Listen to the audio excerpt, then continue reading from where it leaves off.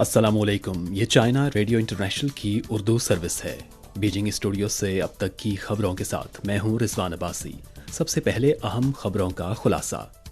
چنگ going کی روس کے نائب وزیر خارجہ روڈنکو سے ملاقات۔ پریگوژن کے خلاف فوجداری مقدمہ واپس لیا جائے گا، روسی صدر کے پریس سیکرٹری۔ اقوام متحدہ کے انسانی حقوق کے دفتر کی جانب سے سوڈان اور چاڈ کے درمیان انسانی راہداری کی تعمیر کی اپیل۔ اور اب خبریں تفصیل کے ساتھ۔ 25 جون کو چین کے اسٹیٹ کونسلر اور وزیر خارجہ چن گونگ نے بیجنگ میں روسی نائب وزیر خارجہ آندرے روڈنکو سے ملاقات کی اور ان کے ساتھ چین روس تعلقات اور مشترکہ دلچسپی کے بین الاقوامی اور علاقائی امور پر تبادلہ خیال کیا۔ چین کی وزارت خارجہ کے ترجمان نے 24 جون کو فینٹنائل سے متعلق معاملے پر امریکہ کی جانب سے چینی شہریوں اور کاروباری اداروں کے خلاف غیر قانونی چارہ جوئی کے حوالے سے سوال کے جواب میں کہا کہ امریکی قانون نافذ کرنے والے اہلکاروں نے چینی شہریوں کو ایک تیسرے ملک میں پھنسا کر گرفتار کیا اور چینی اداروں اور افراد کے خلاف مقدمہ چلایا، جس سے چینی شہریوں کے بنیادی انسانی حقوق اور چینی کاروباری اداروں کے مفادات کو شدید نقصان پہنچا ہے، جس کی چین شدید مذمت کرتا ہے۔ ترجمان کا کہنا تھا کہ چین فینٹنائل مادوں کو مجموعی طور پر کنٹرول کرنے والا دنیا کا پہلا ملک ہے اور اس نے فینٹنائل کی غیر قانونی تیاری اور غلط استعمال کی روک تھام میں اہم کردار ادا کیا ہے۔ ترجمان نے کہا کہ بجائے شکریہ ادا کرنے کے، امریکہ نے چین کے انسداد منشیات کے اداروں پر پابندیاں عائد کی اور پھر انسداد منشیات کے معاملے پر چین کو بدنام کیا۔ غیر قانونی طور پر چینی کاروباری اداروں پر پابندیاں عائد کیں اور اب چینی شہریوں کو گرفتار کر کے ان پر مقدمہ چلایا، جس سے بین الاقوامی قوانین کی خلاف ورزی ہوئی اور چینی اداروں اور شہریوں کے قانونی حقوق اور چین اور امریکہ کے درمیان انسداد منشیات کے تعاون کو شدید نقصان پہنچا ہے۔ ترجمان نے مزید کہا کہ چین امریکہ پر زور دیتا ہے کہ وہ چین کو بدنام کرنے کی کوششوں کو بند کرتے ہوئے چین کے انسداد منشیات قانون کا نفاذ کرنے والے اداروں کے خلاف پابندیاں فوری اٹھائے اور غیر قانونی طور پر گرفتار چینی شہریوں کو فوری طور پر رہا کرے۔ چینی وزارت خارجہ کے ترجمان نے کہا کہ چین اپنے کاروباری اداروں اور شہریوں کے جائز حقوق اور مفادات کے تحفظ کے لیے ضروری اقدامات جاری رکھے گا۔ چائنا میڈیا گروپ کے ادارے CGTN نیٹ ورک نے حال ہی میں ایک خصوصی پروگرام چینی تہذیب اور راستہ نشر کیا ہے۔ پروگرام میں 34 ممالک کے نمائندوں نے چینی تہذیب کے 5000 سالہ تسلسل اور ترقی کی تعریف کی۔ شی جن پنگ کی جانب سے تجویز کردہ چینی تہذیب کی 5 خصوصیات سے مکمل اتفاق کیا اور دنیا میں چینی تہذیب کے مزید اہم کردار کی توقعات کا اظہار کیا۔ سلووینیا کے سابق صدر ڈینیل اوترک کا ماننا ہے کہ چینی تہذیب کی طویل تاریخی وراثت نے اسے جدید معاشرے میں انتہائی قابل قبول اور قوت حیات سے بھرپور بنا دیا ہے۔ جدیدیت کے عمل میں چینی تہذیب کبھی ختم نہیں ہوگی، بلکہ مسلسل ارتقاء اور جدت طرازی کے ذریعے ثابت قدمی سے ترقی کرے گی۔ فلسطینی صدر محمود عباس نے کہا کہ فلسطین چین کے پیش کردہ عالمی سلامتی اقدام اور عالمی ترقیاتی اقدام سے مکمل طور پر متفق ہے، جو مساوات، بھائی چارے اور ایثار کے تصورات کی عکاسی کرتا ہے جن کی چینی تہذیب نے ہمیشہ وکالت کی ہے۔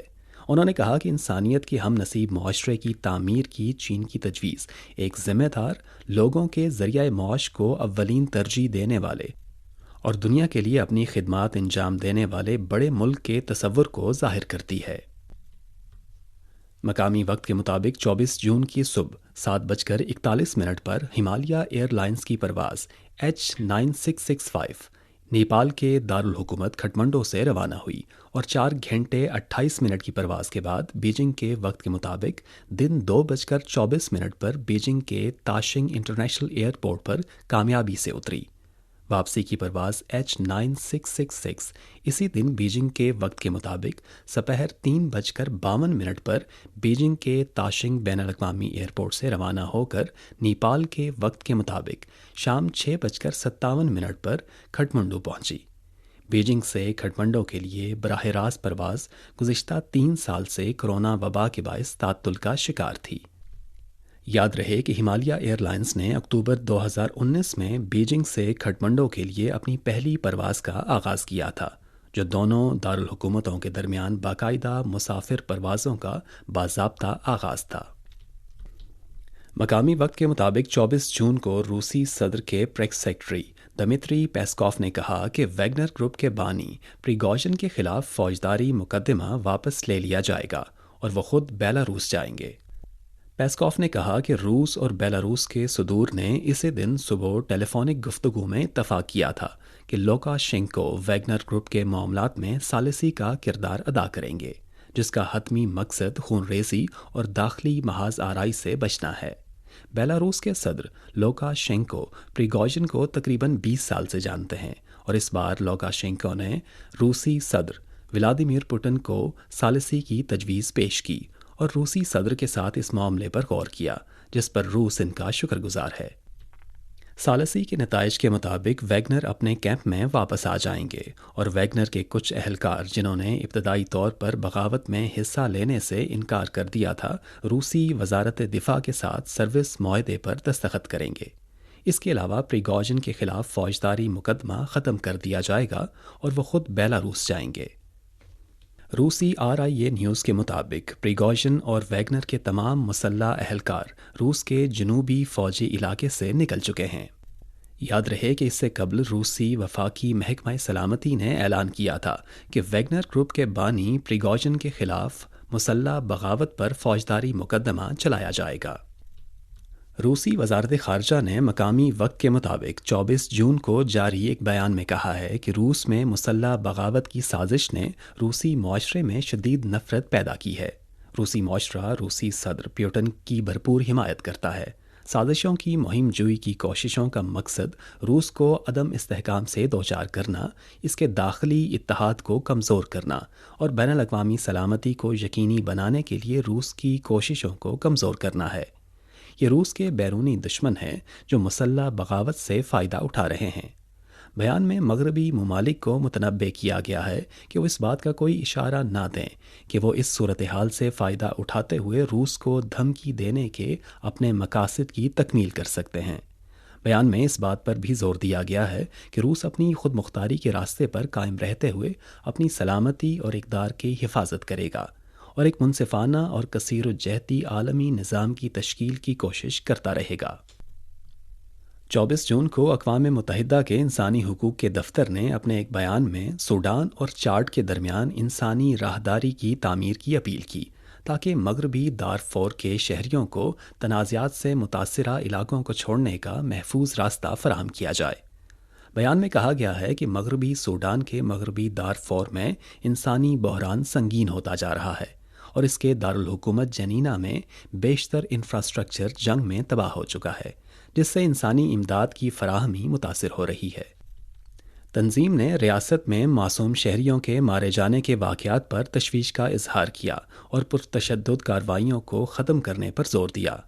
15 اپریل کو سوڈان مسلح افواج اور ریپڈ سپورٹ فورسز کے درمیان دارالحکومت خرطوم اور دیگر مقامات پر جھڑپیں شروع ہوئیں جو ابھی تک جاری ہیں۔ مغربی دارفور کا علاقہ تنازعات میں سب سے زیادہ متاثرہ علاقوں میں سے ایک ہے۔ مقامی وقت کے مطابق 24 جون کو جنوبی کوریا کے ہزاروں افراد نے دارالحکومت سیول میں جاپان کی جانب سے فوکوشیما جوہری آلودہ پانی کے سمندر میں اخراج کے خلاف ایک بڑی ریلی نکالی، جس میں مطالبہ کیا گیا کہ جنوبی کوریا کی حکومت سمندر کے قانون سے متعلق بین الاقوامی عدالت میں مقدمہ دائر کرے، جبکہ جاپانی حکومت پر زور دیا گیا کہ وہ جوہری آلودہ پانی کو محفوظ رکھنے کے لیے زمین پر مزید تنصیبات تعمیر کرے۔ سیول میٹروپولیٹن حکومت کے دفتر کے قریب ریلی کا اہتمام کرنے والے نمائندوں نے کہا کہ جنوبی کوریا سمیت بیرونی ممالک میں جوہری آلودہ پانی کی کوالٹی کے بارے میں شکوک و شبہات بڑھ رہے ہیں۔ جاپان کے آلودہ پانی کا سمندر میں اخراج کم از کم 30 سال تک جاری رہے گا اور آلودہ پانی کے ملٹی نیوکلیائڈ ٹریٹمنٹ سسٹم کی خامیوں کا انکشاف بھی ہوا ہے۔ اس کے علاوہ اس بات کے ثبوت موجود ہیں کہ جوہری آلودہ پانی کے سمندر میں اخراج سے ماحول پر منفی اثرات مرتب ہوں گے جو پریشان کن ہیں۔ یہ تھیں چائنا ریڈیو انٹرنیشنل کی اردو سروس سے اب تک کی اہم خبریں۔ رضوان عباسی کو اجازت دیجیے۔ مزید خبروں کے لیے دیکھیے ہماری ویب سائٹ، پتہ ہے urdu.cri.cn۔